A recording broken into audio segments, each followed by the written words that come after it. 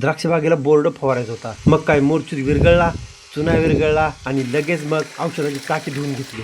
वेळ न घालवता लगेच टाकी भरून पण घेतली.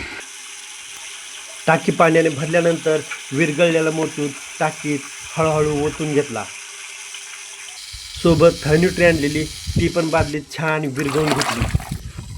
विरघळलेला चुना आणि थर्न्यूट्री टाकीमध्ये एक एक करून ओतलं.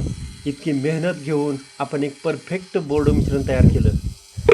टाकीला झाकण लावलं आणि म्हटलं गन तेवढं नीट आहेत का बघावं, कारण औषध फवारण्यापूर्वी गन नीट असणं गरजेचं आहे. त्यानंतर लगेच टाकीला चावी लावली, चला बोर्डची फवारणी करायला.